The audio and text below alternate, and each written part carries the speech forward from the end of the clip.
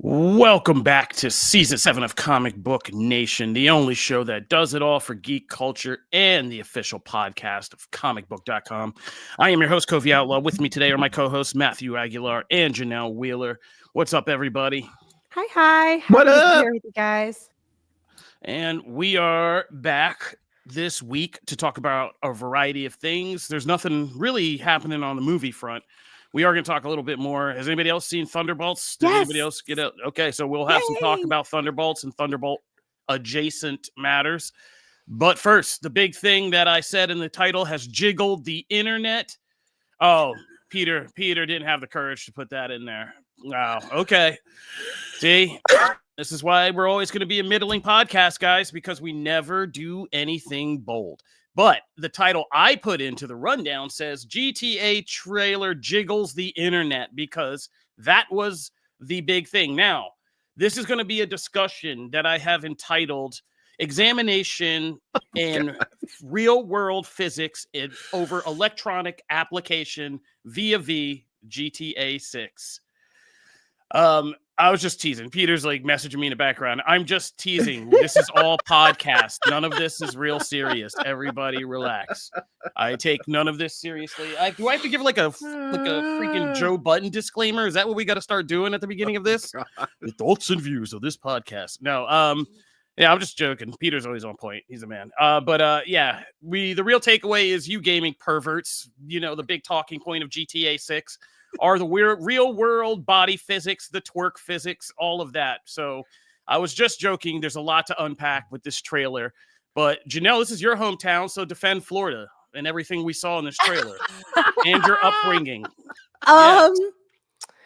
This is South Florida. No, I'm just kidding. Honestly, Florida is one of the most diverse places you can check out in the nation, I think, because there are places that are like this, and I have to cop to it. Maybe not this extreme, but did you date this guy? Did you date this guy at some point? No, but I know this guy. You know Jason? I think I know him. I think I know a couple of them, and I don't know how they're not in jail, honestly. Man. One of them is in the trailer. No, I mean the people I know. Oh, that's fair. Okay, so yeah, we're coming up to the trailer. So here's the big takeaway was the character of Lucia, who's already like an instant classic breakout for a variety of reasons. But yeah, it is crazy. This is one of the best designed female protagonists. Like it's nuts how real we're getting with these designs, to the oily chest hair on Jason, to like well, I was joking, but I mean, I am actually serious. Like the real world physics of like hips and butts moving and stuff like that is getting crazy, where we all remember what Lara Croft used to look like. Like that thing was hilarious, right? Well, we were all amazed by her polygon, those first, short, whatever. Like we're coming along, but this does look like a real world. This already looks like you're in a movie, like a story. We've all seen that kind of Scarface, rise to power through Florida. I mean, this is what GTA is built on, but there are a lot of interesting things. But I think this trailer for me did a good job of selling the central kind of Bonnie and Clyde romance story about these two. And I'm like already not emotionally prepared to find out one of them is like going to screw the other over, and like you're going to have to take each other on, like they're going to have to take each other on at some point in the game or something like that. I hope that doesn't happen. Like I'm already shipping and rooting for them to get away, But this, it looks like it's going to be worth the wait till next May, because this looks kind of crazy.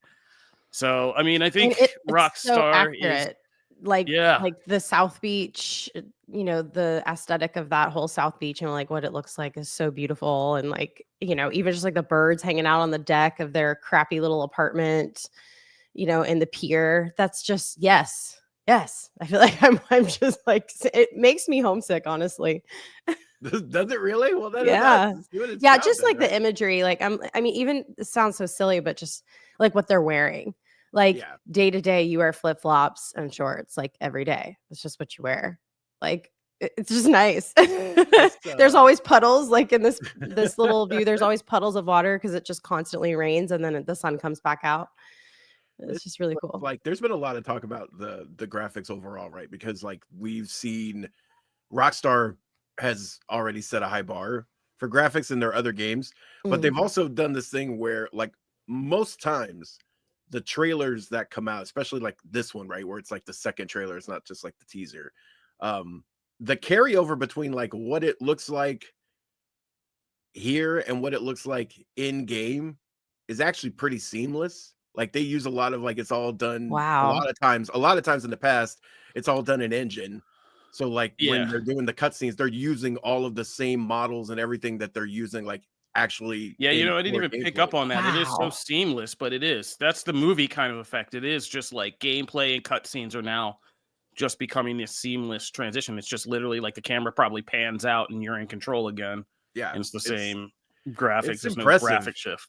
Yeah, it's impressive. And also it's just all the little in jokes, right? Like all the like Phil getting the upgrade from the depot to ammunition, and like all of the Vice City. Like there's so much, you know, Vice City. There's so many like Vice City references, and like we've seen some of the supporting characters that are coming into the game now, thanks to the website, and they're starting to release. Like that's also part of this, right? Like you're always in on, or most times you're in on the story itself between whatever the main character's on. And the last one, right, it was the three kind of main characters, and this one's going to be these two. But it's all the oddball, quirky side characters, the person at the gas station, the person at the strip club, all these characters that you're meeting, and they're just so off the wall. And we get a glimpse of some of those in the trailer as well. You know, we even get a glimpse of the PS6, right? It's great. It's great. Yeah. No, there's also our own Kate Andor was like one of the first to discover there's a phone number in here that they've already set up that you can kind of like call that they're setting something up from in game. Yeah, there's a hidden phone number. Is the area code 407? Probably. Is it a Florida one? Yeah, that Watkins sign is supposedly like some reference to I Show Speed's family. Like they owned like a auto business, Watkins Auto, so that's supposed to be like a reference to I Show Speed. He's like freaking out about that. My son let me know that. He knew the GTA trailer was out and he let me know.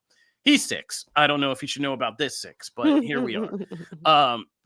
Yeah, so yeah, I mean, this is crazy. And in the chat they're saying, and I agree, I think they need to sit down and really circle up and think, because I think with the right packaging, you could easily sell this game for $100 a pop. You just give people a package that gives them a little something like extra, like one of those kind of like not too crazy, but like something, you know, you got those weird Simpsons DVDs that were shaped like Simpsons, something crazy like that. Like you give them an extra special box or a little thing you get inside the box and with it. And then some 25-cent thing you produced at, you know, thumb drive, whatever it is, like some little exclusive collector's item. And you just run this off the shelves for $100 a pop. Get that physical media money. Yeah, if you want to do that, or even in game, like you sell it with some kind of promo, like 3 months of whatever the next GTA Online, because clearly what they're taking time, they learned from the sustainability of the first game where they didn't, you know, let's be honest, like that was creator driven. Rockstar wasn't at the forefront of making GTA Online like what it ultimately became. Like they provided a playground, and then the people got in there and were like, "Oh, we're gonna freak this thing out, and we're gonna be here for years." So obviously they've built this new playground with lessons learned about that, and like for people just like Janelle, who's like, "I'm homesick today. I'm just gonna go bullshit around, you know, GTA 6 and run around Florida. Absolutely, do my favorite Florida thing, like go clubbing." Yes. I'm bored now. I'm going to shoot this whole club up. I'm out. Like, you know. No, not that. I know, but that's like what GTA is essentially. I know. Like doing normal stuff until you have some psychotic impulse, and then you're like, yeah, I'm just going to beat this person up and steal their car now. Like, yeah, it was fun. It was fun recreating going to the movies. Like, but now I'm going to go outside and rob a store and have the entire army sent after me. Yeah, so I could see it happening. Like, yeah, give you like 3 months online, $100 digital download. Mm-hmm. This will change. Oh, that's so corny, but it will change the game. Wow. Well done. Yes, I heard it when I started to say it. Yeah, I mean, it looks great. And it is a bummer that it's till next year, but GTA games are proven that more often than not, they are worth the wait. And I'd rather them get it right than them come out with it and be like, oh, it gets hit with a bunch of bugs and it's not done and this isn't baked right and all that stuff. And then, we have a cyberpunk situation on our hands, which did redeem itself, but it took like 7 months. Yeah, it took a long time to get that thing back on. So yeah, I do like that they're taking the time. And you're right, the online portion of this, I mean, it's crazy to think that something eclipsed the main games because these are such events. Grand Theft Autos are such events in themselves. But the fact that GTA Online has become just this, I feel like we don't actually talk about it a lot because like we talk about Fortnite, we talk about these other things, but like I think it missed us. But I think but like that game, that thing is still making still so cooking. much money. It's absurd. It's absurd. There are people who have made entire careers out of making GTA Online stuff. Yeah. Entire careers, like making more money than we all are sitting here doing this dumb stuff, like talking to each other. It's insane. Like, and there's new, like they still support it and all this other stuff. So yeah, the fact that they're going to have a whole other platform now for that, we haven't even seen that. It's kind of insane, like what this means. So yes, it take another year. It's a bummer. I'm sure it's actually not bad for all of the games that we're releasing this year because they actually get more runway. But like it's an event for sure, and it looks amazing. And if you go to the official website, they actually have like deep dive bios on like at least 8 or 9 other characters kind of outside of the main 2. You can get a look at some of the different places you'll visit and all that. It's the scale is insane. All right, so yeah, you can go to comicbook.com gaming. The gaming team is hard at work breaking down Easter eggs. They're telling you facts, everything they know. They got the insights, so go check that out. We are going to hop over to the Star Wars universe. Guys, how are you all doing after these latest episodes of Andor? Some of the best Star Wars TV ever. Dude, this is my favorite Star Wars everything. Like out of movies, everything. This is my favorite. Absolutely, but it's absolutely heart-wrenching. Like this messes me up. Like it hurts my soul when I watch it. Tony Gilroy is not messing around.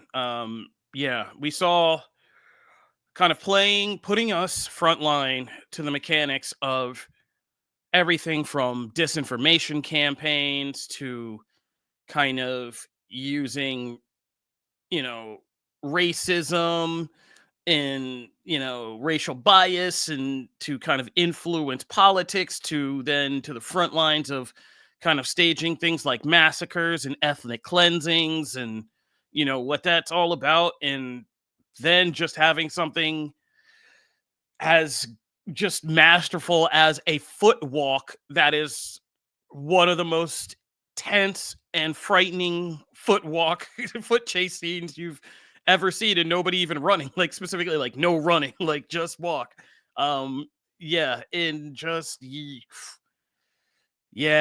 This is what it's all about. And this was like what I say about the first season, right? Like we forget that the prison sequence is like the third arc in that first season.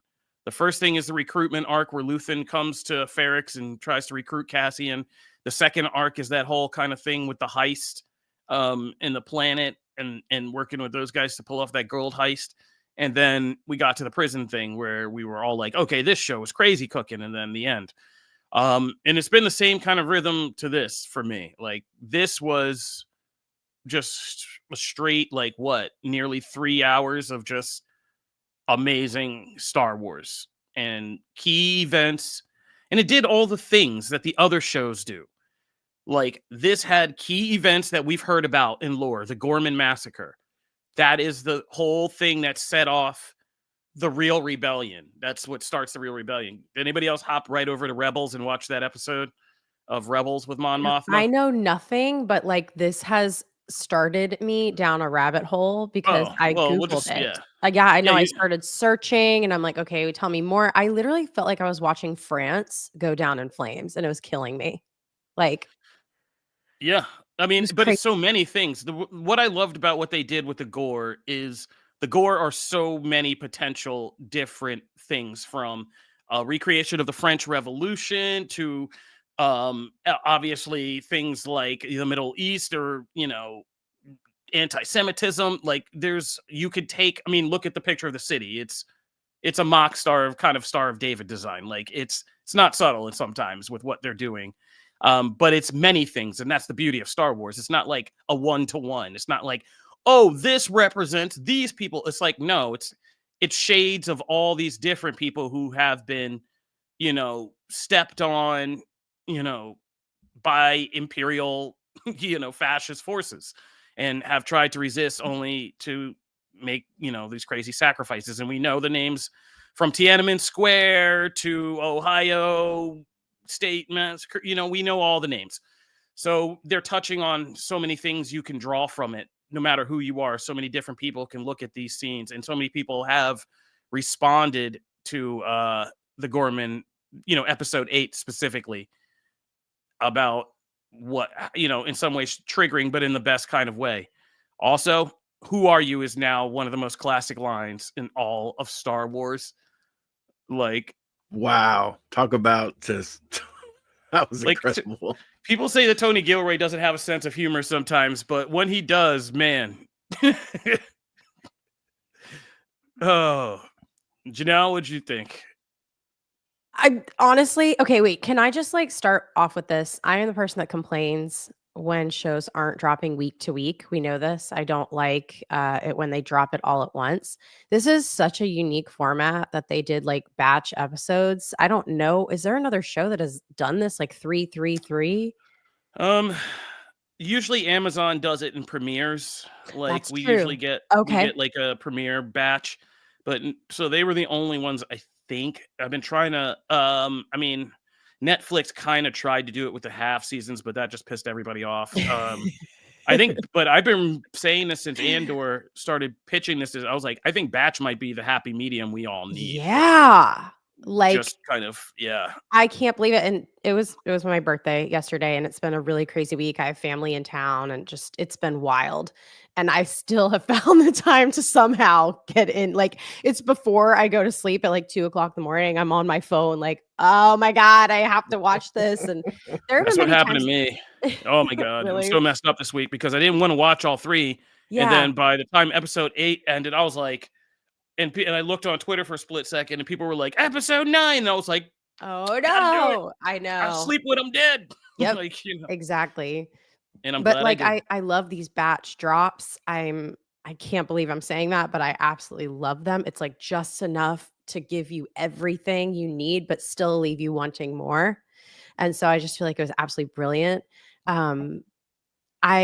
I am not all the way done with the very last episode. I'm literally where Bix is sending a voice message or sending a video message to Andor. And so, yeah, I know. I know what it is. It's just, I want to be able to watch it and feel it and let it wash over me.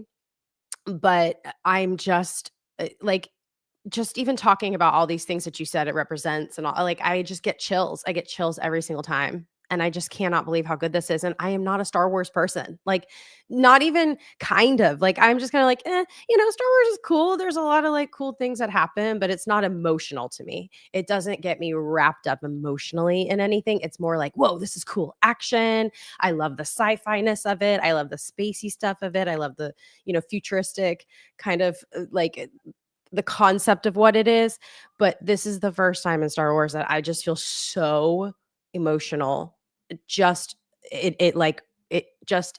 think about it all day long, and that's really cool. I just have to say that I'm so excited. Well, the chat snitched you out. I mean, you did it real slick. You're like, I've had family in town all week. You didn't say why you did it. That was real slick. But happy birthday. Happy birthday. Yes, this it was is yesterday. A milestone one, right? Yeah, 40. Holy the smokes. Big 4-0. Everybody keeps sending me to say, may the 40s be with you. And I'm nice. yo, I feel this right now because of Andor. Yeah, I was out last night. You should have told me. I was in the streets last night. I would have swung by and bought you a shot. I just went out to dinner with my parents. I was at City Winery at a concert with my dad. Oh, I love that. Yeah. It's cool. I mean, birthdays at a certain point. Welcome to the club. Weekend? Yeah. What are you doing this weekend? What's up? I would really like to be able to do yoga every day this weekend. That would mean a lot to me. That's a good goal. I That's a don't good get to do goal. that, taking care of the baby. And then I am actually taking my parents to an EDM concert. Oh, I was bumping. They're in their like, Peter heard me. 70s. This is going to be Peter. fantastic. It's amazing. Oh yeah, Yeah. where's it gonna be at? I mean, not to give out your location. Is it like a major one? Is it like at a major venue? Yeah, Or is it's it at like the like a- new music venue here. Okay, And yeah, yeah. it'll be wildin', hopefully. EDM. EDM, And- yes. I Peter heard love me Yeah. bumping in here. Oh Yeah. yeah, we got our own things to do this weekend, baby. It's funk That's night on amazing. Saturday, and you know, shout out to the streets. I'll see you guys later. All right, and watching back to the Doctor show. Who. That's my other. Oh, I'm okay. excited to watch Yeah. Doctor Who on an actual There you television go. and not my phone. Oh, that sounds good. That sounds good. Well, that sounds like a great birthday. Happy birthday, Jay. I remember Thank when you were you. just a young 30-something whippersnapper running around this town. We won't talk about those HQ days. Oh my Luckily, I saw gosh. you walk out of there with a husband, so Yeah. we don't have to tell any of those stories. That's Because actually that one of guy the is now reasons your we met. husband. Yeah. Whatever I saw then was now, it's all legal now, So, and we all got kids, and yeah, so far times, it's wild. Happy birthday. Back to the show. Yeah, that was real slick though. You thought you were just gonna come in here and slide by, be like, they True. don't know me, and then you'd be This on is here like talking bad a about us. restaurant. Like we're gonna, there's a song. We got to present like a cake, and like Yeah. everything is there. You can't. Oh, you gosh. I can't- would have worn all my flair today and everything, Yeah. But you're Oh, gonna be and I got talking to see bad about us. Thunderbolts this week. So that was my other Oh. birthday wish, truly. Good job. I feel like Marvel was like, let's celebrate Janelle's 40th by putting out a banger of a Marvel movie. Hey, there we go. Banger after Mhm. banger. And we're Mhm. gonna talk after about that. Banger. In fact, let's maybe just talk about Thunderbolt since we're on it. We'll jump up. Okay. We'll kind of rearrange the show a little bit. So what'd you think about Thunderbolts? Oh, dude, I was so pleasantly surprised. I honestly, okay, I will say this. I did not know much about Sentry. He was in King in Black for like a Mhm. millisecond. Yeah. And that was my only knowledge of Sentry at all. Even not having that knowledge, because I feel like a lot of our listeners are very familiar with Sentry, I loved it. I was freaked out about his powers, about his strength, about like what the heck our new Avengers were going to do about it. The stakes seemed super, super high. And I thank God, because I feel like Sentry's a very complex character.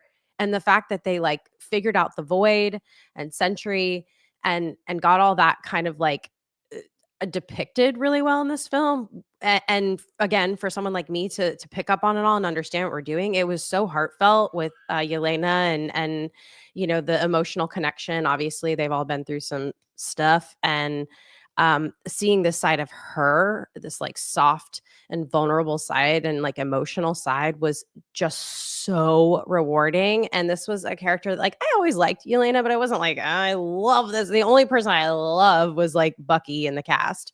And now I absolutely love all of these characters so much. Can I just say, Bucky with his Winter Soldier moment on the motorcycle. Oh my God. I accidentally said, oh my God, he's so hot. Like, while it was happening out loud. And my husband was like, are you freaking kidding me? He looks nothing like me. Like, he doesn't even look like me. He's just completely different than I am. I'm like, I'm so sorry. That was just a slip. I said it out loud. Like, oh, it was such a moment. Like, man, I loved this film, and I wasn't even drunk. So, because some of these other films that I've been like, I really liked it, I was really drunk on IPA, but I didn't even drink. So I just I'm gushing over it. I Man. feel like if they stayed on this trajectory, if they could keep this energy going, oh my gosh, I feel like Marvel, and I'm not going to say is back. Don't do it. I don't think Don't we're do ever it. going to be at that same place, because life changes. It has been a lot of time, but this will be a new part of Marvel that I am incredibly excited about. I support fully, and I can't believe it, because these characters did not really excite me in the announcement. Like, I wasn't very pumped about it to begin with, and they won me over like completely won me over.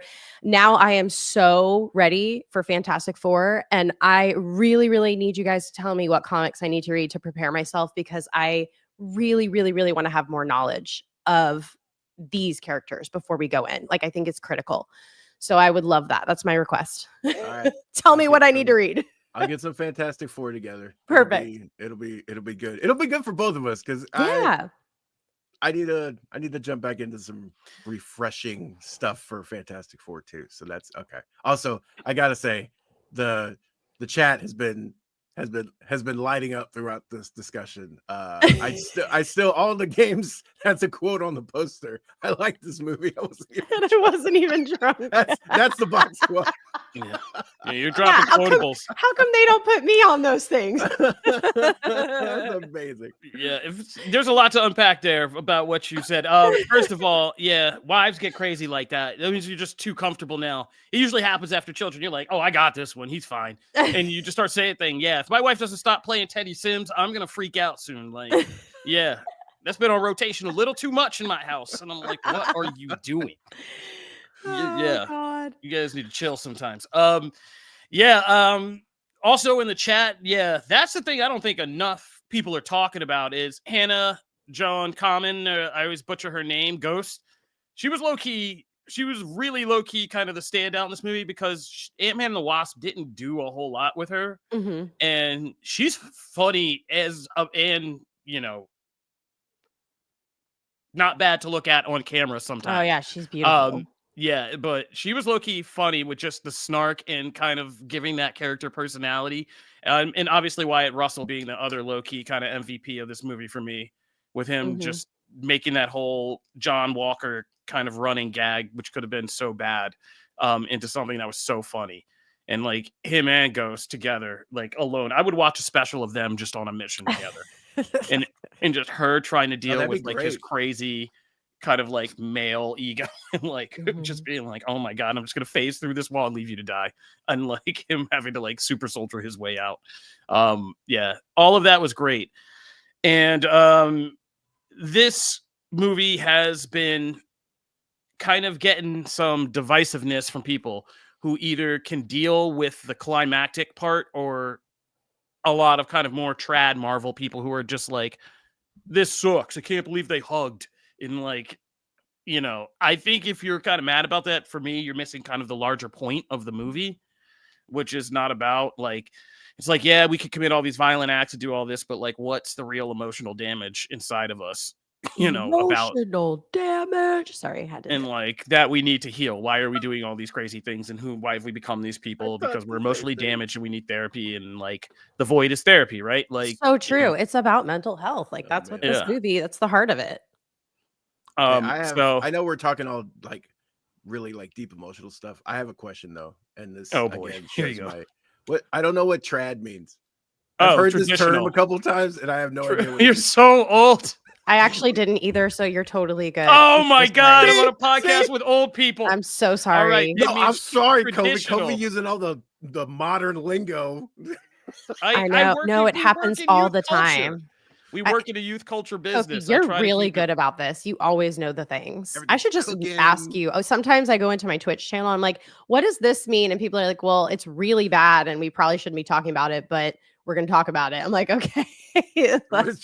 Like incel. The other day, I was like, what is this? I know. And I had to go down that. It's red pill now. Yeah, red pills. Your red pill. They were doing all of that stuff. And I was like, okay. I also have a 6-year-old who watches too many shorts and never shuts up. So I hear or get asked about a lot of things that I got to then pretend like I know. So then, yeah, it's fair. and I'm like, yeah. And then I'm on Urban Dictionary. What is this? Like, yeah, Urban Dictionary. Help me. What do you do? What does this mean? Yeah. Yeah. If you don't, I can show you. What does it mean? If you don't have the Urban Dictionary app on your phone, you're gonna maybe you're gonna fall behind. You gotta get that app. History. So funny. Oh boy. But anyway, yeah. So some traditional Marvel types, you know, they wanted the slugfest with Sentry, but so wait, I have a question. It was a cop out. Yeah. I truly tuned out when you guys gave your reviews last week because I didn't want to check into the spoilers. Thank you, Peter. are you guys like sold on this? Like, can you just tell me really quick? Did you decide that you like Thunderbolt / New Avengers, or is it kind of like what on your No, radar? I dug it. You dug it, okay. I thought it was the most coherent Marvel movie I've seen. I thought it was emblematic. I still think it carried shades of the Chapek part, essentially being kind of like one big TV premiere episode, Okay. essentially. That's kind of what it is, but it was more clever about how it kind of juggled that. I mean, Julia Louis-Dreyfus doesn't get enough credit for just turning what is essentially like a boring talking role, exposition dump role, into actually entertaining comedic scenes. Like, you could have put those in Veep, and like we would have been and having, for all the thing, is she playing Songbird, like blah blah blah blah, just having her assistant Mel be in there and be like a point of the movie. Like, nothing was wasted. It was dramatic. And I think what Jake Schreier is kind of really doing is showing through beef and stuff like that. And I don't want to just keep saying him, because we're doing that massagey thing where we're just kind of saying his name. But as people pointed out in our excellent chat, all in the game, Joanna Kahlo is also the secret MVP of Thunderbolts. She is a writer, and when you start to look up her credits, you're like, oh, okay. We did it last week, so I want to make sure, but I did it late in the broadcast after we talked about Thunderbolts, and I really, really, really do not want to make that same mistake again. So Joanna Kahlo has written BoJack Horseman, Hacks, the HBO Max series. I love Hacks. Multiple Emmy winner Hacks. She's one of the main writers, directors, and showrunners of The Bear. And she was the writer of Beef, where Jake Schreier was the director of Beef. Wow. So let's just say that again. She's done BoJack Horseman, Hacks, The Bear, and Beef, and now Thunderbolts. Joanna Kahlo is clearly a very diverse roster as well. Yeah. You're like hitting on a lot of different things there. But her signature is she's in, and I think Schreier's a good director in their collaboration, is they're able to do these things that are dramedies, like serious dramedies that excel in both parts, the dramatic part and the comedy part, that are always kind of centered around broken people who have gone through some kind of mental break or are on the verge of one, or facing some kind of distressed mental state. Like BoJack Horseman was all about that. Hacks is kind of about that. And The Bear, like Carm, what are we kidding?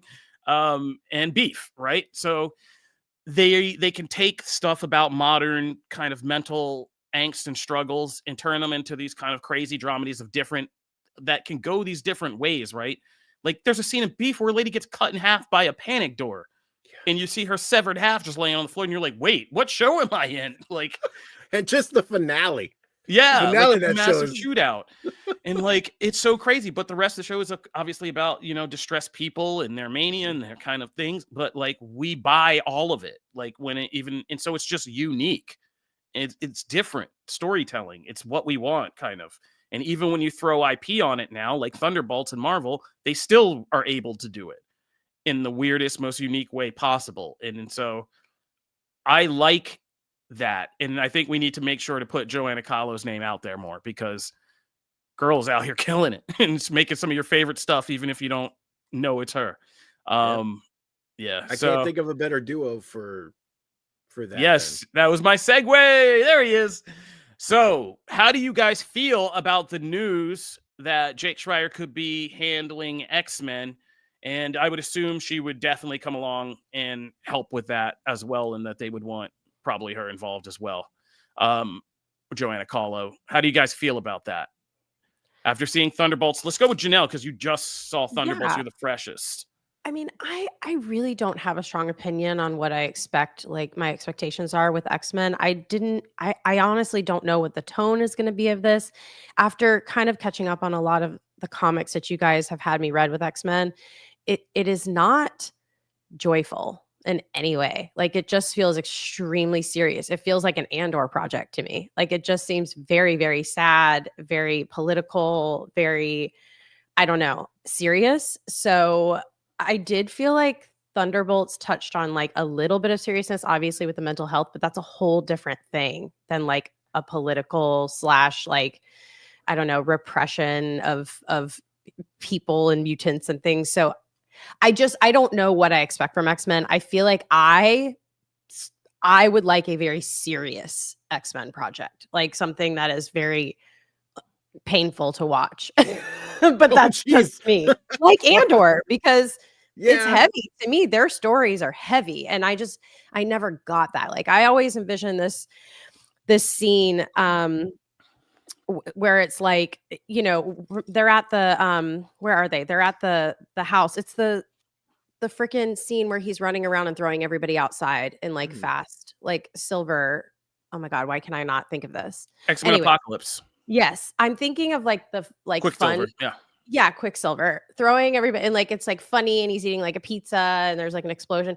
I don't know if I need like humor in their project, but I am not an expert. So just after reading the comics that you guys have exposed me to, I personally feel like I need a serious, like really serious and heart-wrenching film. But I don't think that's what I'm going to get. I don't think Marvel is capable of that. I don't think Marvel wants to be capable of that. I think they want to always have a little bit of Deadpool-ness.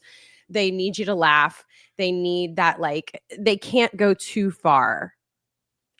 I don't know. I think that Kevin Feige is going to be the one who finally takes the swing of making X-Men weird again. I think this signals, getting Jake Schreier in there signals that you want an X-Men movie that's going to do all the things. That's what I just, that whole tirade I just went on about how they can be dramedy, they can be drama, they can be comedy, they can be horrifying, they can be sci-fi. Like, I think he can do that. He can navigate that weird space to say something about being human, right?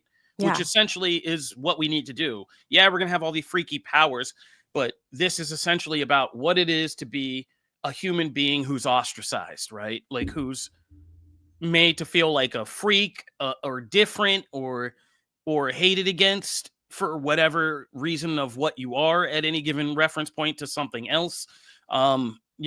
And so I think X-Men has to be all of the things. Like, we need to, it has to be kind of steamy because the X-Men are messy. All those romances are real messy in X-Men. And so we got to have a little bit of steaminess. Like, if there's a Rogue and a Gambit in this movie, like, we got to feel that, you know what I mean? Like, it's got to be scary at times. Yeah. X-Men's freaky, like, not just from the enemies and, them possibly getting annihilated, but like just some of the mutants that are out there. Like, if we see a live action maggot on screen, like, that's going to be freaky. Like, amazing. Yeah, but or Marrow, or just the litany of mutants that we could go through that are freaky if you do them right on screen. I also think it's going to be ironically funny because this is going to be the first time we're doing in live action X-Men mutants being set against another superhero class. It's always been humans and mutants in the live action movies. That's like, and to a certain degree in the animated series. We'd never had to really do it in the context of why are these people persecuted for being born with powers in a world where there are people with powers running around and can be celebrated for it, right? And when there's a world where we now have like 7 super soldiers, like, why is Strong Guy on the run for his life? You know what I mean? So that's going to be real different. And I think that's going to be a level of comedy and ironic humor. Like, oh, like, we got to worry about going outside and Hulk is just walking around out there eating burritos, or or like Smart Hulk's getting some kind of honorary degree on the TV. And they're like, what? WTF? Like, Beast is like, okay, that's not cool. Like, so I think there will be a level of humor to this in that. But I think it needs to be all the things, and it has to be serious and like heartfelt and get to some real world parallels, obviously, especially today. I mean, not today, right? Where we solved all these problems clearly, discrimination, ethnic cleansing. We're over all that. So we should be able to go in and laugh about it. No, but it has to be serious. Like, I think you're right. It has to be, some of it has to be a gut punch.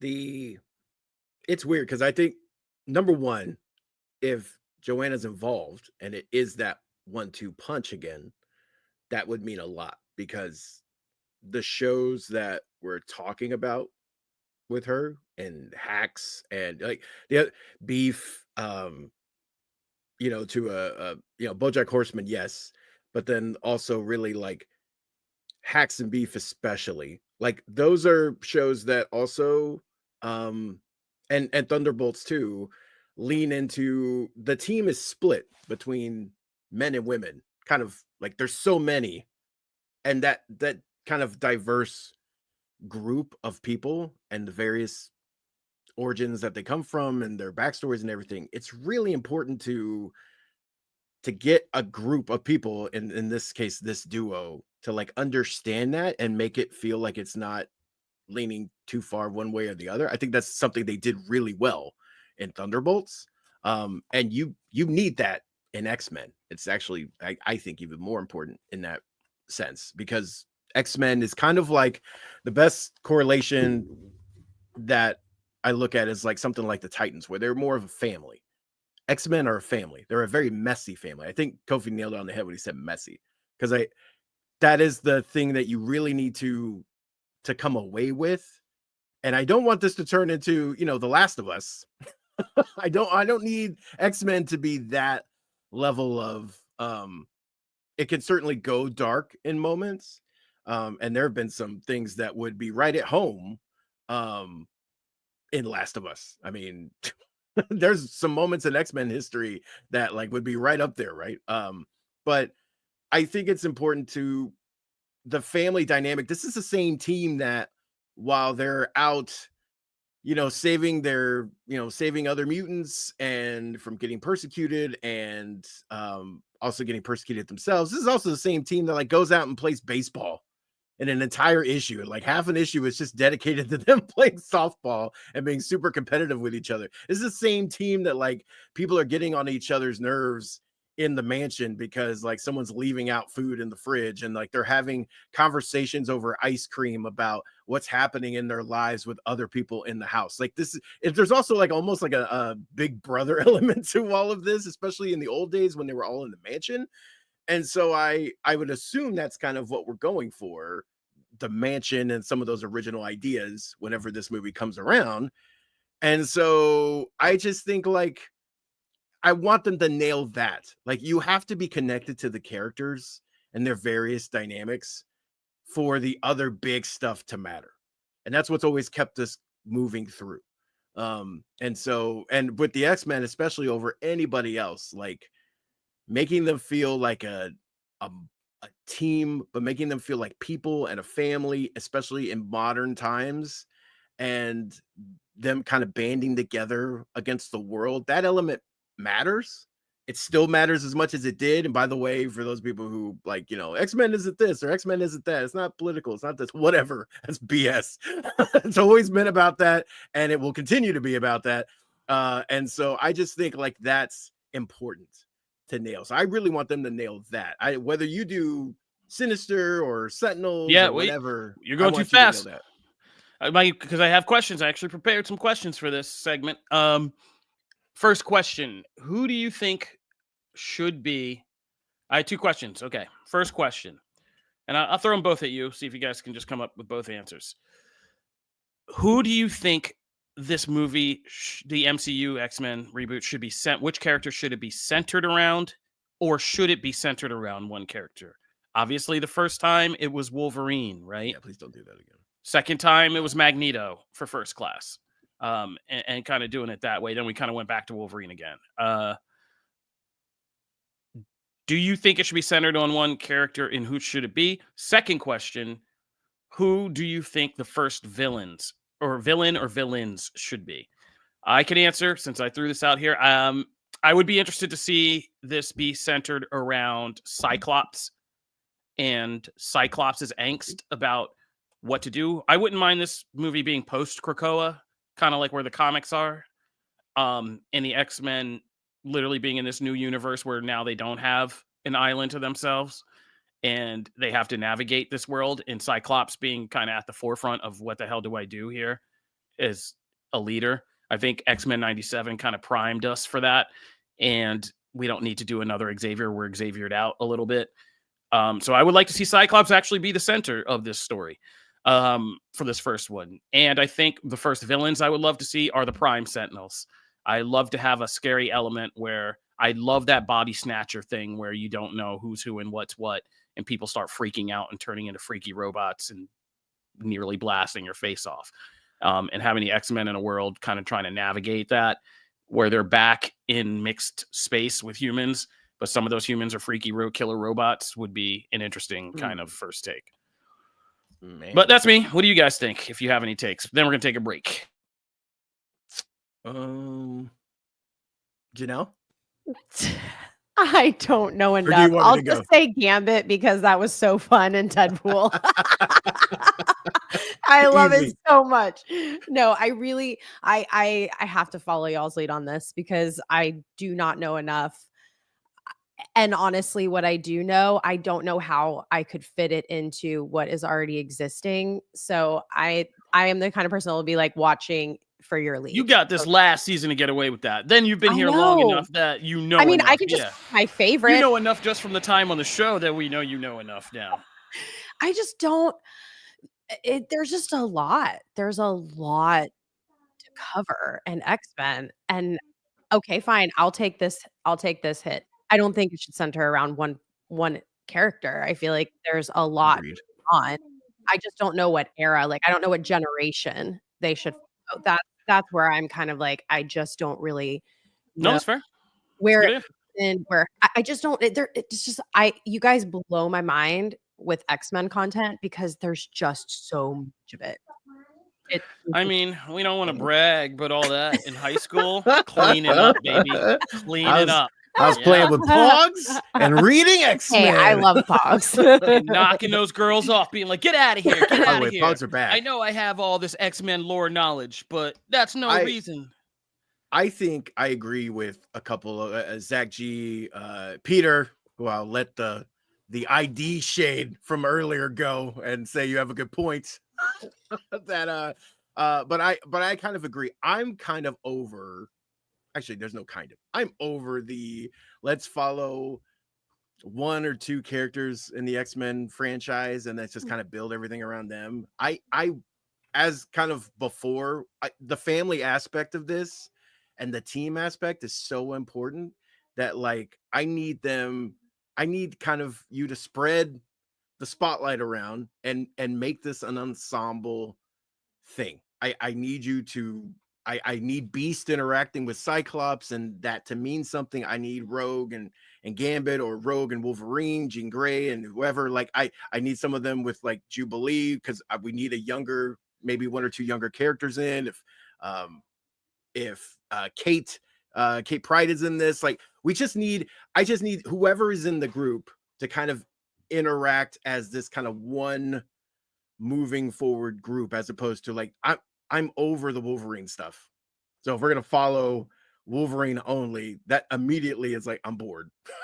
I don't need to do that. Xavier Magneto, I agree with Kofi. Like I'm kind of like, okay, we're good. Now, these aren't for just me. So I'm also not, like self-important enough to go like, oh yeah, well they need to build these for me. There's a lot of people that aren't sick of those things. Wolverine is by far one of the most popular Marvel characters or comic characters out there. I get it if they're going to make him one of the spotlights. Xavier Magneto, a bunch of people didn't see the Fox movies, or a bunch of new people are coming in and they won't understand it. So like it would be good for them to maybe get a sense of Xavier and Magneto. So I understand that like this isn't going to be built specifically for me, but if I'm just looking at my dream scenario here, I really want the group to be the focus.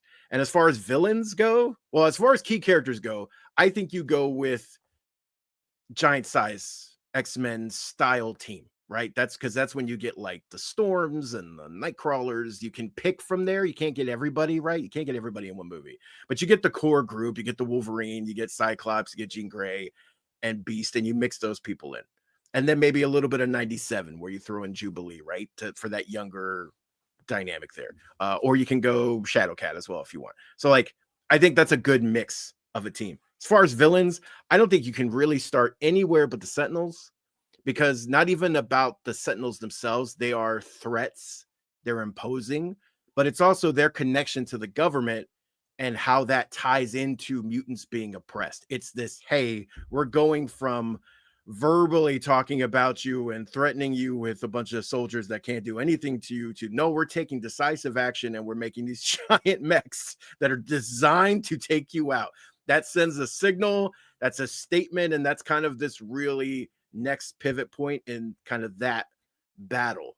And that's important to establish. So like, I think you have to start with the Sentinels, because that's again the human conflict that's there. That's where that starts. Then you can get to, you know, you can put Mr. Sinister in the background, right? Dude's been alive for forever. You can have him doing stuff over here, and Hellfire Club doing stuff over here. But the Sentinels, and that is important. I mean, we've been there and done that with everything at this point. We've had Wolverine, we've had Cyclops, we've had all that. I get it, but we can't do that. You can't jump to Mr. Sinister right away. I'm arguing with Peter, by the way, for the audio. I know. I see you. I was about For to the come in audio and get this listeners, back on I'm track. arguing You with started to our argue with the producer. producer. Because he's completely wrong. We gotta get out of here, take a break real quick and pay some bills. But when we come back, we're gonna talk about TV this week and comics this week, and Matt has some stuff in the agenda. So stay tuned.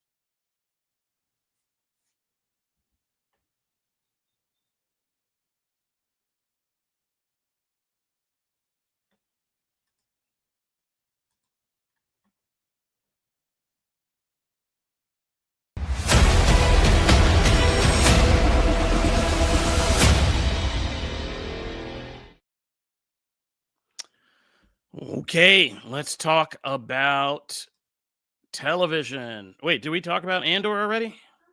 Yeah, but we kind of, it felt like we stopped. We definitely talked about Andor. We segued into Thunderbolts, but yeah, like we did talk about Andor. Oh, then the only thing I want to add is Genevieve O'Reilly, who started voicing Mon Mothma back in the animated Star Wars projects and is another character who made the jump like Katie Sackhoff to live action. Killed it. She's been killing it all through Andor, but this later, that episode 9 was something else. We got sidetracked about, after this I'll send you the episode, Janelle. You should watch the Star Wars Rebels episode that connects to directly, please. Because people were freaking out because spoilers, when they say we have another team gonna get her off planet and to finish her speech, that's the Star Wars Rebels characters. They were up in space waiting on her, and so there's a whole episode of her going right from Cassian to them. Did you mark out when that happened? Oh yeah, of course. Of course. It was like, I was hoping, I was on the edge of my seat thinking they would actually, it would be Cassian who delivered them. But then I forgot the episode shows that she comes, but that little assistant guy, her assistant, he's actually in the Rebels episode. He leaves the planet with her and they go see Hera, Syndulla, and all them from Ahsoka. So yeah, I murked out. I was like, it's all connected now. And then I fired up that Rebels episode immediately. And it's a pretty seamless, I mean, there's different things with the speech she made, but it's a pretty seamless transition, and it was fun. So I'll send you that episode after this, and check that out. All right, and Last of Us. Oh my God, I don't even want to talk about this. The internet has worn me out this week about The Last of Us.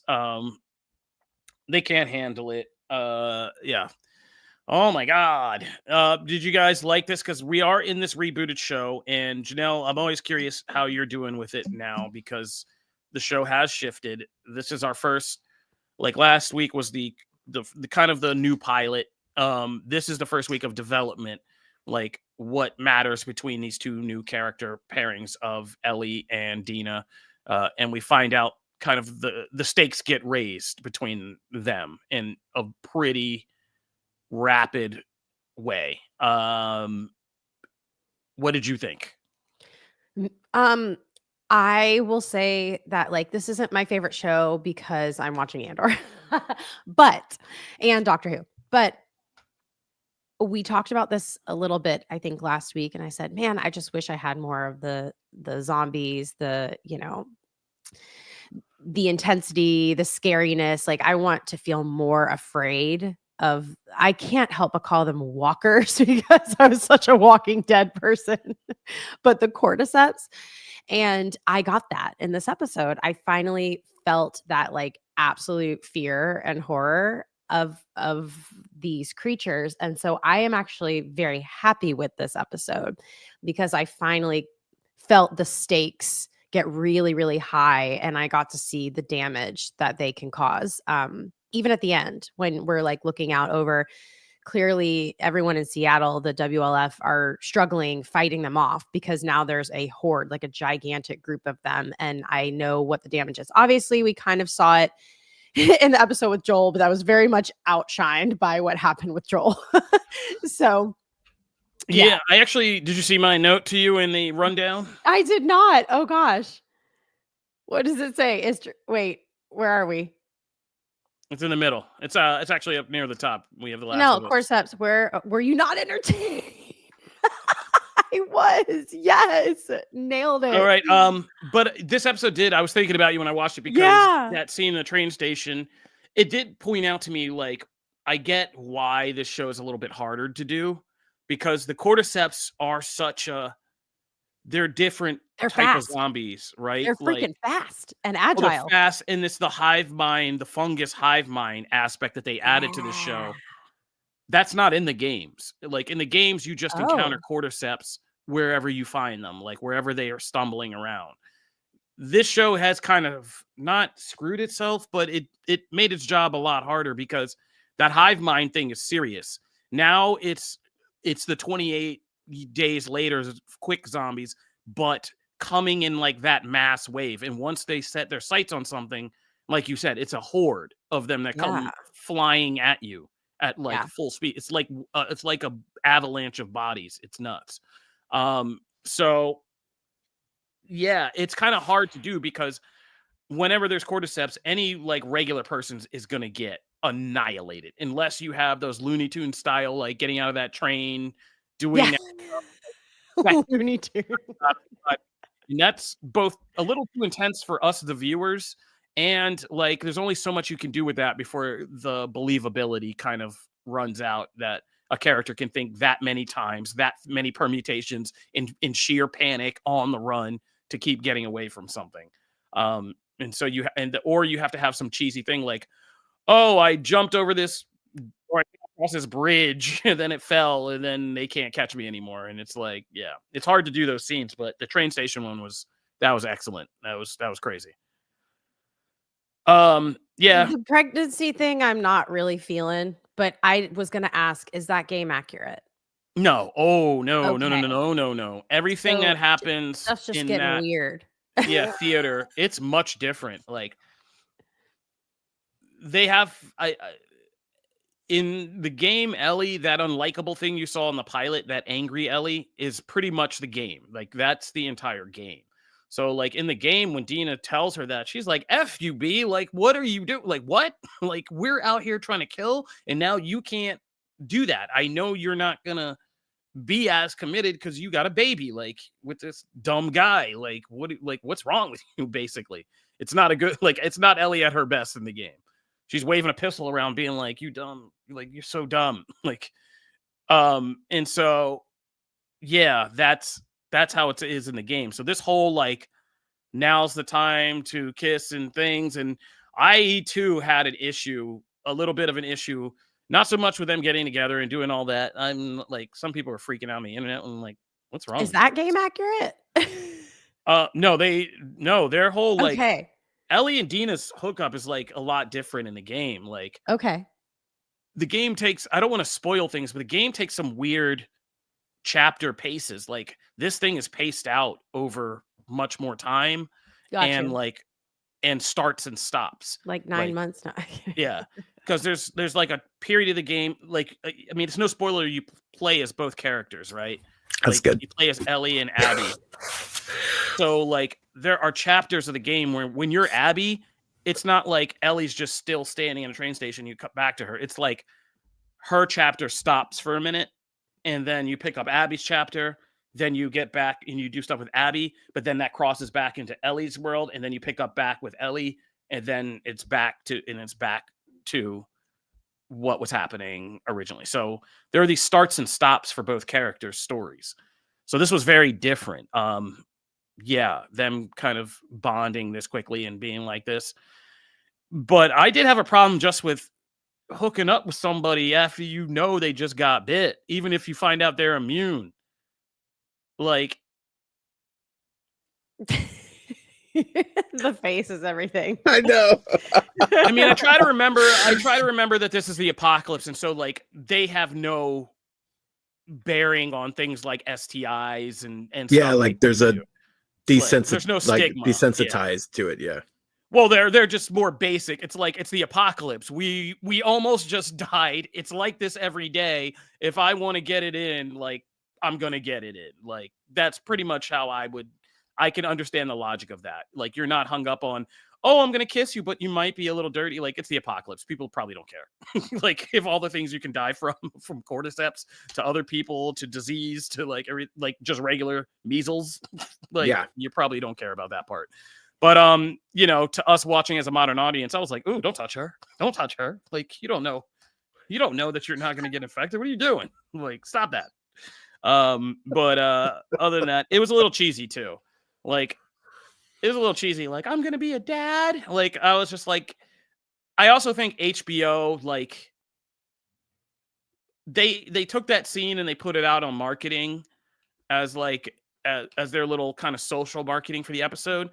And I'm like, at a certain point, this Star Wars does this too, and HBO does this. Like, you guys got to get somebody in the marketing team. You need more diverse marketing teams to tell you, like, yo, bro, don't set my person up to just get slaughtered by the internet. Don't do that. Like, putting that line out onto Twitter, like, putting that scene out onto Twitter.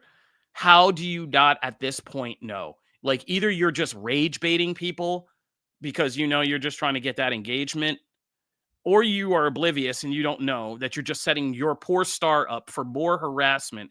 There were so many things you could have picked from that episode that are say like, hey, Dina and Ellie, badass girl team, like bonded. These two are locked in, like them saving each other in the train station, taking a bite for her. Like all of these things you could have put up. You picked the most hot button lightning rod, obvious thing. And I went in the chat and I lasted 5 seconds and I was like, I'm out. Like, just done. Like, I can't. And so, yeah, we did this with the game in 2020. We're doing it now on a larger scale with the show. And it's just like, poor Bella Ramsey, because, you know, every time people say, oh, she doesn't look like it. But when you get into the performance parts, like, I'm like, okay, I get why they cast this girl. Like, I get why they cast her.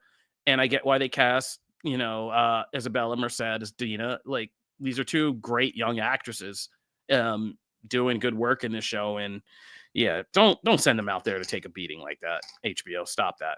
Like, I know the marketing tricks. Stop that. Sorry, I had to get that one off. You guys want to talk about some comics? Yay! Yeah. Let's talk about happy comic books. Ultimate Wolverine, Green Lantern, and Superman. Wow, this was a creep week for comics. Yeah, nothing. Man. I was gonna say nothing happy in any of those books. Yeah, I did. I honestly went into that hoping, and then I just thought about all of those books, and I'm like, nope. And the other books I read that I'll mention are just as gnarly. None of them. There was not a joyful like, oh hey, this is a beam of sunshine book at all. I needed to like read like a Lilo and Stitch comic. I just go and watch all of those where he surprised people out of the popcorn bucket videos between comics to make myself joyful. Make myself happy. Just to answer one of our regular fans, Alex Glean on YouTube. Definitely play The Last of Us Part 2. It's its own movie. Like, go play that. Yeah. One of the best games I've ever played. Where do you want to start? You want to start Absolute Superman? Yeah, because we're already in the like Creepville. Like, let's just we set it up. Let's talk about what I feel like is the creepiest version of the Grinch I think I've ever seen. There, he was giving some Grinch vibes throughout this Oh, book. This is all about Brainiac, son. We finally yeah. get the origin of Brainiac in Absolute Oh, Superman, and it is gnarly. There's some crazy. Now I'm curious, Janelle. I cannot remember. We've read some Brainiac stuff, right? With you? No, my first introduction to Brainiac was actually on Harley Quinn, the latest season of Harley Quinn. Oh, okay. Which was so no, fun. we did Absolute Power, which had the whole thing There's that a came out of Brainiac that in it. Superman Brainiac. Yeah, Okay, Superman well, I don't had that remember him. Brainiac Not lore. memorable. No, okay.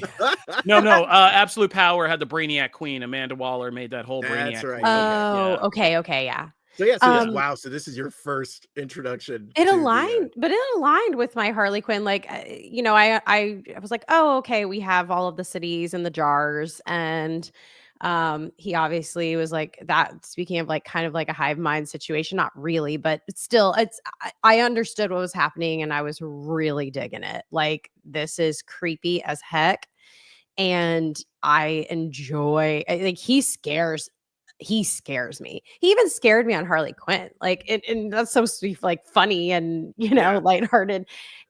Brainiac is a creep. Creepy. Yeah. Creepy creep. Well, especially in the way, I mean, we have applauded Jason Aaron quite a bit with the work he's done on Absolute Superman's kind of supporting cast. And here we've seen a lot of versions of Brainiac over the years, and not many of them actually steer too far from the temple kind of, aspects of the character. This one is in some ways a lot like those. It, like, there are still core elements to this character that are unquestionably Brainiac. I've just never seen them executed in the way that made Yeah. No, like, this is, first of all, it takes all the lore of Brainiac, and it's an excellent kind of what if sci-fi Mhm. tale.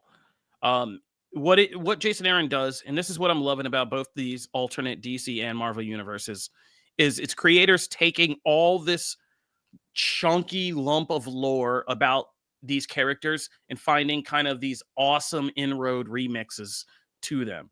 So we know that Brainiac regularly updates himself. That's a part of a character. It's always been. Like Ultron. He's the Ultron of DC, right?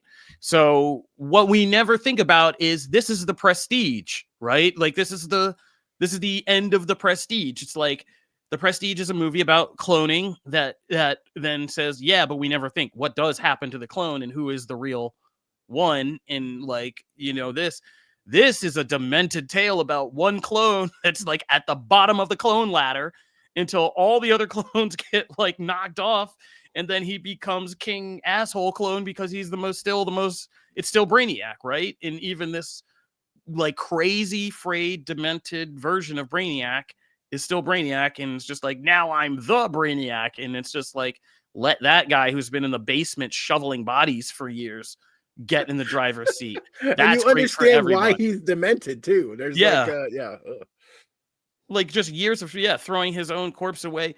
And like that scene is heartbreaking when he asks like the council, and he's like, well, am I trash? Like, like, what am I? And they're just like, like, yeah, it's yeah, that's the answer.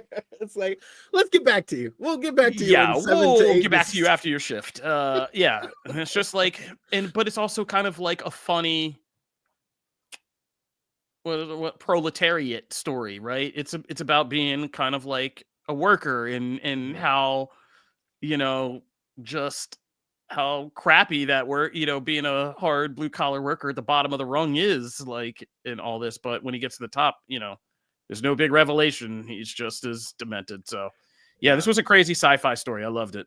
Yeah, there's very little Superman in this book, but it's Yeah. one of those that like I didn't. It's not that I didn't miss him, but this story and the way they told it was worth taking the detour and like, okay, let's establish it, because number one, there's like a time jump, so you get a sense of progression where that started. You understand the basis of some of the things about why he's kind of becoming obsessed with Superman. they do a lot of world building in this, because by the end of it, you're now understanding of like where he sits kind of in the ladder of this collective, and like, okay, there's all these other pieces on the board. There's so much that's done in this issue, and while it is mostly a spotlight issue for him, there's just so much other things that are being built kind of in the background. And then also just the, like you said, the tinker with like, he even brings it up a couple times, like, you know, I like to tinker. And like when you see this, we've always seen kind of Brainiac, you know, he'll come back, when he comes back into the picture, you know, he's souped up, he's gotten an upgrade, he's continued to kind of absorb other things of consciousness and all these other things to make him more powerful and more knowledgeable. But here it's this tinkering thing of like, well, I like to tinker and I like to mess with my own, like, dude's messing with his own brain. Guys keeps like augmenting himself, and we see that and how that spirals, and also how that segues into his experiments. And it's just, there's just a lot of stuff in here that they really found a different aspect of the Brainiac mythology to explore, and it's really well done. It freaked me out a couple times. There's some really gnarly scenes in this, but I just think like, now that we've established this now, so now we're going to move back to the Superman of it all. And then there's going to be some actual real ramifications for what happens in this issue, for that eventual confrontation, the things we set up for other Superman villains. Like, this is going to be an impactful issue moving forward on a broad scale, but it's also this really compelling character piece. So, I mean, I just think extremely well done. Let's move into let's stay in the DC realm. Let's move to Absolute Green Lantern #2, my most anticipated issue of the week. This is jumping up. Oh man, this is jumping up for me so quickly. This is nuts. Like, Green Lantern as an alien invasion sci-fi horror story is amazing. Like, this was amazing. Like, Abin Sur, he's fantastic. Like, just being like in what the Green Lanterns are and how their judgment is metered out.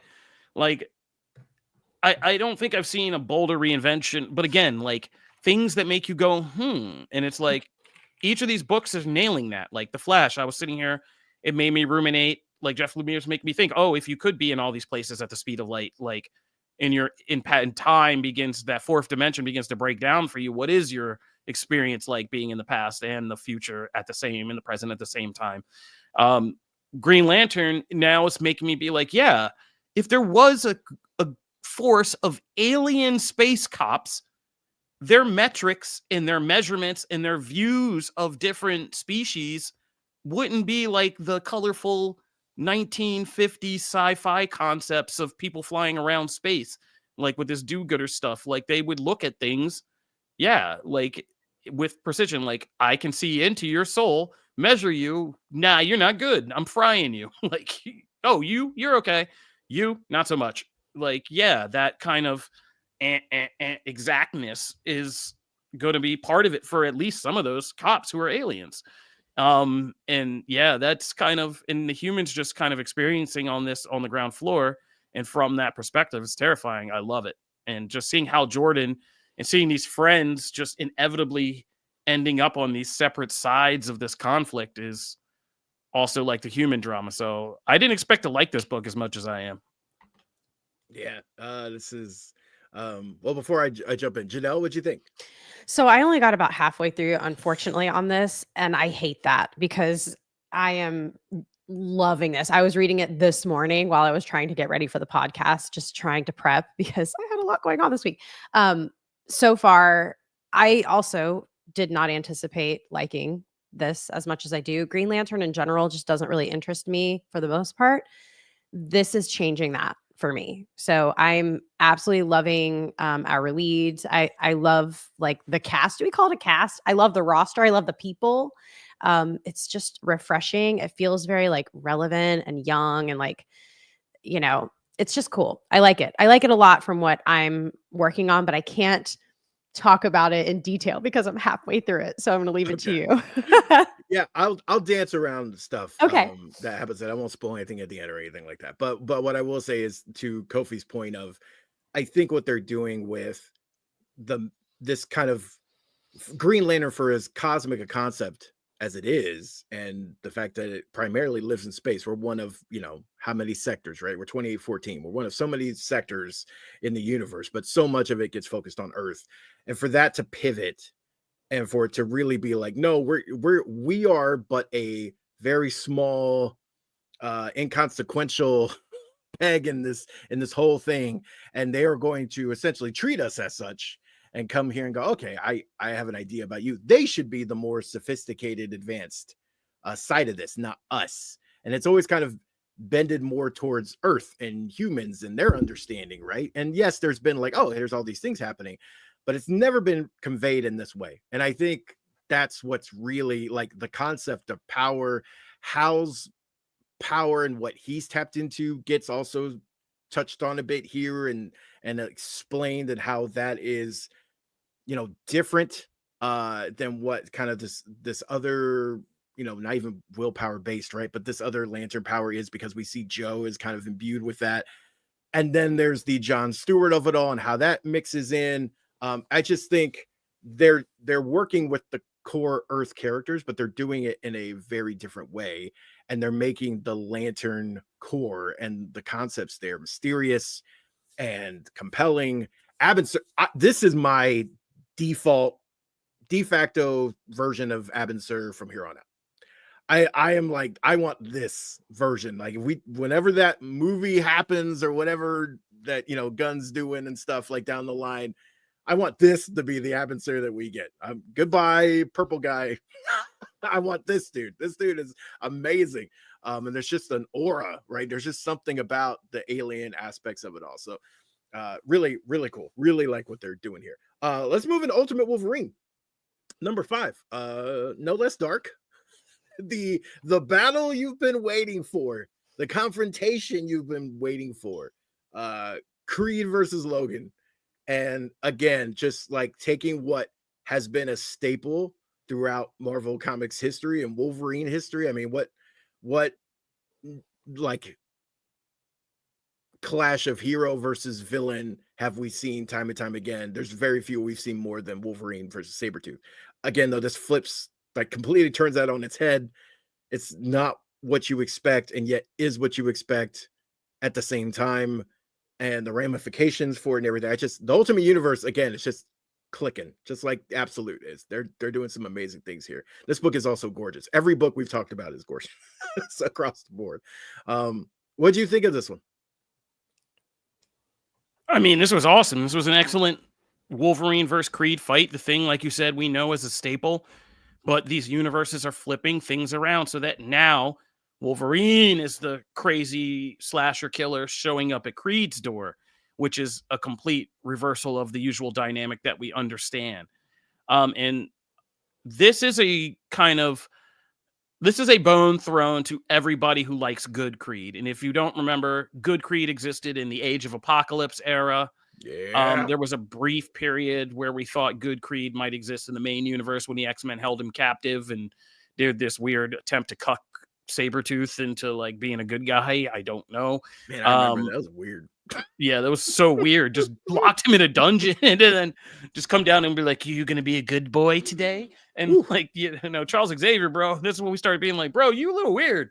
But if not surprisingly, that quickly spiraled into the Onslaught era. So yeah. So, but there are people who like good Creed, and because he is that big kind of teddy bear daddy type when he's being a good guy, and people like that. And so this is a bone thrown to everybody who likes good Creed. This is good Creed, right? But already, again, I like the spin on the mythos and creating these new interesting character dynamics, who they were in their days, instead of serving as, the Weapon X crew or whatever they were, them kind of doing these cleansings in this new world and stuff like that, and the crazy missions they did, just killing people and whatnot. Like, Creed is already a deeply interesting character, right? And the fact that he's able to subdue spoilers about how this ends and stuff is pretty gnarly, and just a pretty great showcase of their mutual powers and stuff, right? Like him growing a baby arm out and growing like a new arm mid-fight is a visual I don't think I'll ever see. We should probably spin that out, actually, now that we're talking about it. Like, you know, because that is a question we've all had. Like, what happens if one of their limbs gets severed? Like, you know, and he just starts immediately growing one. It's crazy. He pins So, Logan with a bone arm. Yeah. It's so insane. Yeah. Yeah. And so this book, and again, this book continues to be a book that is pulling the magic trick of being so good, so rich, so deep, while we essentially spend no time with the central character, like or have him be of any insight. He's just this force that's in the center, and we look at everything around him.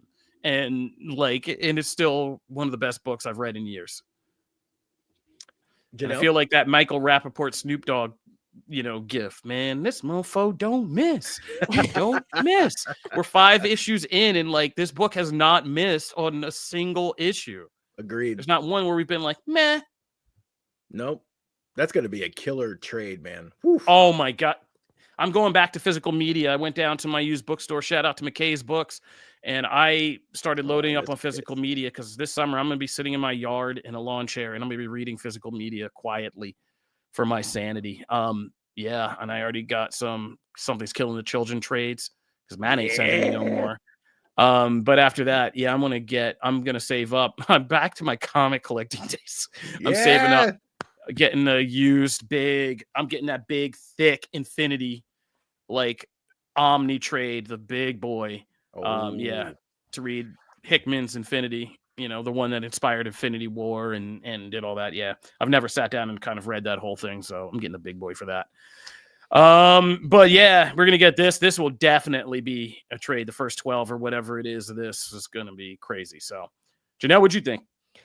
I mean, I feel like you kind of encompassed it perfectly. Wait, have you ever read Wolverine vs. Sabretooth? No, so I didn't know.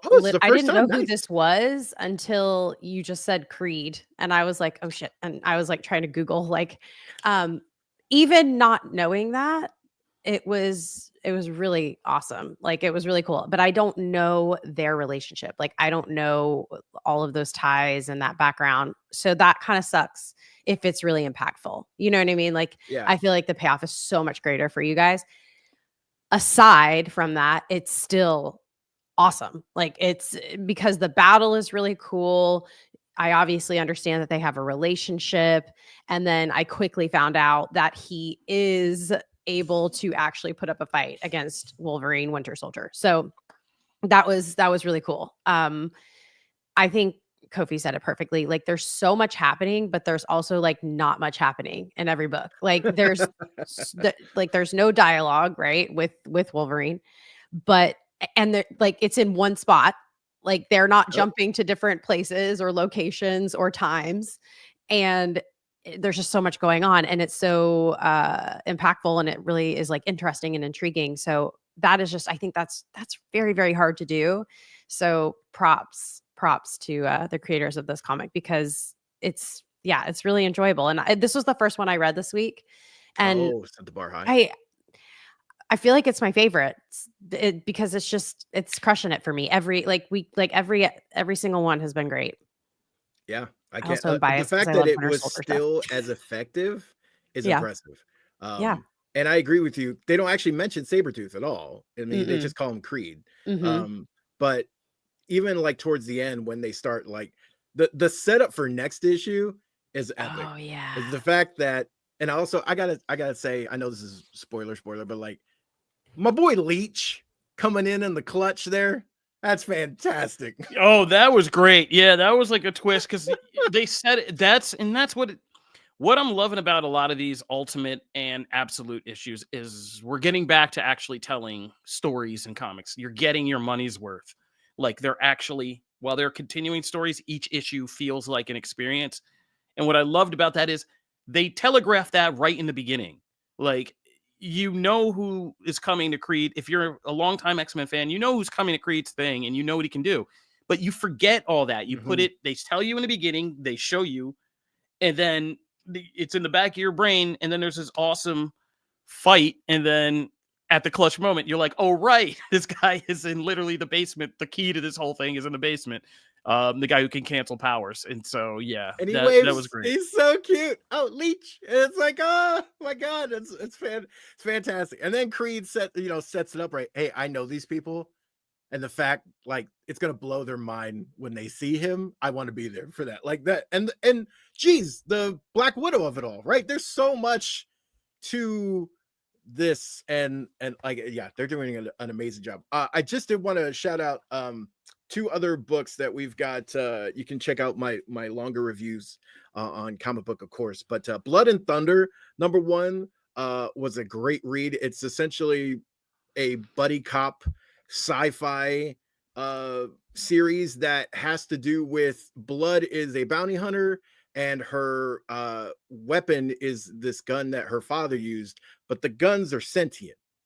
And so she's literally, her partner is the gun that she's constantly talking to. And like the gun is kind of older. It's not like the new models. So like it has its own personality, and it's constantly talking back to her, and they have this back and forth. It doesn't ever want to be lethal if it can help it. And she's very much the aggressor of that, right? Like, I need you to do this thing. And they're having arguments in real time. It's great. It's fun. The world they built is on this tiered planet. And so like there's all these different tiers to the world. And if you live on the top tier, obviously you get to see the sun and life's better. And if you live on the lower ones, stuff runs down. And there's just all this world building done just in one issue. And then you get the core kind of dynamic. Really fun book. I think people might dig it. And then I wanted to shout out Beneath the Trees Where Nobody Sees, Rite of Spring. That did rhyme. I'm very excited for that. This is the sequel series to the original Beneath the Trees, which is essentially, think of like the cover, the cute, animated series style, but Sam the bear that you can see there behind the tree is a serial killer. And the first series dealt with dueling serial killers in this tiny town. And now we're set 8 years later, and the ramifications of that initial spree is coming back to haunt Sam, and you're seeing it from different angles, and it's fantastic. But there are some, if you thought, there are some moments here, one especially that rivals anything Brainiac did. I'll just put it that way. In this, and it's in this style of format. Very, very different. We're dealing with dark subject matter, but again, it's also a really great character story. So again, definitely recommend that. Before I get in my agenda, Janelle, do you need to bounce, or are you good? Nope. Mom and Dad are visiting. I'm here. Woohoo! All right. Let's jump into the agenda with Mafia, the old country. This new Mafia, it's been about, is it 8 years? It's been about 8 years since we've had a Mafia game. And this one is a prequel to the original Mafia. Very much kind of this, we're setting the, like, you're seeing the beginnings of, not the beginnings of the family, because that's already there, but kind of how they spread out and how they became kind of this huge empire. It's a story kind of dealing with this one central character member of the family. You're looking at the gameplay, and as it plays out, especially like early on, there's like a lot more stealth, a lot more there's kind of these bigger sequences, like chase sequences on horseback. You do get kind of that vintage car chase later on. I saw some people making some comparisons to this. It looks a little bit more action heavy, but the developers have very much come out and said, like, this is an open world, this is a linear, narrative driven adventure. You're going to be immersed in the story and kind of moving from place to place, kind of like in the original Mafia game. Things got a little bit more open world with Mafia 3, but this one kind of is taking a step back towards that more narrative structure. And it looks fun. It looks great. There's even, I like this fight specifically for those who are watching the live show, because it's kind of like this straight up two people battling with knives. And it's kind of this one-on-one fight. A lot of times we get kind of boss fights in these games, and they're kind of, hey, mow down, 90 guards or whatever. And that's kind of how the threat level, and that's kind of the boss fight of it all. And in this one, it looks like we're actually going to get one-on-one showdowns, which is kind of cool. I kind of dig that. I'm a big fan of the Mafia series, so I like that we're getting this, and this is in August. The one thing I was hoping I'd always get to say, but I didn't really ever think it would happen. I'm going to get to play Gears of War on PlayStation. And that's huge. All right. Gears of War Reloaded is happening. This is the essentially remastered version of the Ultimate Edition that previously released of the original Gears of War. Now, I'm a huge Gears of War fan, and because I haven't really had an Xbox, I've kind of missed out on that last rung of Gears of War games whenever I kind of switched over and haven't been able to get into that ecosystem again. So the fact that we are getting the original is amazing. Now, it is just the original game. It's going to be in 4K, and there's all these upgrades. And as you can see in those comparison screenshots, it looks stunning. We're kind of waiting for like a full-on trailer, kind of comparison trailer. But like, if you look at where the original game was back then, and you look at the new one, it's night and day, right? They're going to have crossplay, complete crossplay with multiplayer. 2 players can jump in on the same as well. It's also one of those things where like the original Gears of War didn't have all of the bells and whistles, especially in terms of like all the horde mode stuff that the sequel did. So like that's not going to be here because that wasn't in the original game. But the fact that we're getting this, and we're getting this across all platforms, and you'll be able to play multiplayer, I'm so excited for this, because the next Gears of War game in the series is actually E-Day, and that's taking you back to when all of this Emergence Day happened. So this will be a perfect way to like get right back into the swing of things. That one, I don't know if E-Day is multi-platform or not, but this one is, and I'm excited. There was also a big set of reveals for Disney Lorcana. The next chapter is what they announced, and they kind of gave a blueprint of kind of what's coming up throughout the rest of this year, and big changes that are going to affect the game moving forward. One of them was the fact that we are going to be rotating a bunch of sets out of the kind of competitive format. So the first year sets, which is all 4 of those first original sets, will not be usable now in competitive play after set 9 releases, which is Fabled. And the good news is that cards from that original set are going to be, some of those are going to be reprinted, ones that they deem are important to the game and that they think are good to have in the new mix. Those will be reprinted in that set, in the new set, Fabled, and you can still use those cards. But as a whole, anything that's not reprinted, you won't be able to use after set 9 is released. And then they're going to kind of keep doing this on a regular basis. So like the next time they do this, it'll be the next 4 sets, right? It'll be through set 8.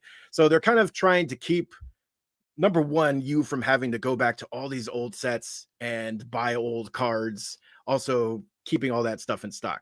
The good news is you won't lose the ability to use them, because they introduced a new type of format called the Infinity format, which is different from competitive play. And in that new format, you'll be able to use any of the cards you have. So you'll still be able to use them. You'll just be able to use them in a different way now. You just can't use them in main competitive play. They also introduced 2 brand new rarities. So now you will have Epic and Iconic. And those new formats are, kind of, they kind of introduced 2 at different points. Iconic is now the top and is the most rare. They look stunning. And then also Epic is kind of sitting in between some others. So it'll be easier to get than others. So they're gorgeous. They both feature new styles of shine and all these kind of cool effects. And they'll just increase the collectability of the game. The other 2 big things coming for new sets, they teased Whispers of the Well. That is the last set of 2025 that's coming. And in that set, they teased that Gargoyles is coming to Disney Lorcana. They're finally going to introduce Gargoyles into the mix, which I'm super excited about because I love Gargoyles. And then the often requested Darkwing Duck is going to be making his debut in the game next year. So lots of big things. Also, a Goofy movie is going to be happening. Like, there's a lot of cool things happening in Disney Lorcana. For all of those breakdowns, you can check out Comic Book. Last thing, but not least, let's get to wrestling, because there's been so much wrestling happening, and WWE Backlash is this weekend. And so my boy Penta right there, I'm very excited for those who watch the live show. You'll see some of the matchups here. The big one, obviously, is John Cena versus Randy Orton. John Cena continues to count down the final stops on his farewell tour. And this one, he will be taking on Randy Orton for the undisputed WWE Championship. At this point, I don't know if we're going to see the title taken off of John until it gets way closer to time for him to actually be done. and I don't think Orton's the one to do it, but this is going to be a fun match. We've also got this match, which I don't know what to think about. Gunther versus Pat McAfee as a weird one. I don't know. Look, Pat did some good things in the NXT days. And so I'm fine. Like he can go a little bit in the ring. I don't know about this program and feud as a whole. That match is going to be amazing, which is the United States Championship match between Jacob Fatu, LA Knight, Drew McIntyre. That match is going to be killer. That probably might steal the show. We also have my girl Becky Lynch and Lyra Valkyria battling over the Intercontinental Championship, the Women's Intercontinental Championship, I should say. That match is going to be great. I will say they turned Becky heel, and Ember was pretty upset about it. I'm pretty upset about it, but the promos have been killer. And I have to say something that's probably, I don't know if it'll be controversial, because I don't know, people might agree with me, but I think right now, Naomi and Becky Lynch have both had way better heel turns than John Cena. And John Cena is of the three that have happened over the past few months. This John Cena heel turn ain't clicking for me. I don't know. No amount of promos can make me invest in this. I've heard that from a lot of like diehard fans that I know. It's just, look, he's amazing on the mic, and he's selling it right. He came out with the no music and whatever. I understand that to a degree, but he's actually not the heel version that Cena is being right now is so, I feel like, insanely meta that it's just not connecting. It's just not connecting at all. It also doesn't help that The Rock outright just like didn't show up at WrestleMania. Travis Scott was the big help, and The Rock was such a big point of this story and has shown up 0 times to invest anything else in it. So it just seems like, well, why did you turn then? You didn't need his help anyway. He was already in the eliminate. There's so many issues I have with this storyline, and it very much feels shoehorned. And so that is coming across. No matter how good he is on the mic, I just can't invest in him as a heel. It's just not working. So in any case, Naomi's heel turn, fantastic. And even Becky, which I didn't think I would like, she sold why incredibly well. And so it's actually starting to win me over. So yeah, anyway, that's wrestling. We got lots of stuff happening. It's going to be a fun weekend. I don't see any big title changes happening, but who knows? I could be completely shocked, and I'd be happy to be. So there you go. Oh, you beat it. Okay. That was Matt's agenda. And this was Comic Book Nation. Thank you guys for tuning in for the live show. We appreciate you every week. We will be over on comicbook.com knocking out great content for you guys as always. So if you are looking for more, hop over there. We got great features. We got the latest news, and we got things popping on our YouTube pages. So subscribe to those. Also, be sure to go back and listen. We've been doing this for 7 seasons. We have some great milestones. If you're on the audio feed, hop back to other seasons. Check out some of our milestone points. Whenever there's something happening now, it's great to kind of get what we said back when. Listen to our Endgame podcast. Listen to some of the movies we did that have led into Thunderbolts. Listen to our Falcon and Winter Soldier discussions, things like that. A lot of content out there that we are sitting on with this show. All right, that's it. Everybody have a good weekend. Hopefully this weather holds. It doesn't look like it is over here in Nashville. Nashville has this bad habit of being like sunny all week when you're inside working. And then when you're like weekend time, it's like tornado sirens. And then, we do that every week. It's terrible. It's so true. Yeah, I mean, it's like, hey, what are we doing this weekend? Well, we might be crouching and covering. We'll see. But happy Mother's Day in advance to all of our moms out there. Sunday. It's my first Mother's Day, so my heart goes out to everyone. I completely understand now what it's like to be a mom. I didn't realize it was like this. It's wonderful, but oh my gosh, you guys deserve a beverage. So enjoy your weekend. All right, and happy Mother's Day to all the moms out there. We will be celebrating all of you and for keeping us all alive, the men and the babies alive and happy if we're lucky, All right, let's get out of here. This is Comic Book Nation. We will see you guys out there. Peace. Bye. Bye.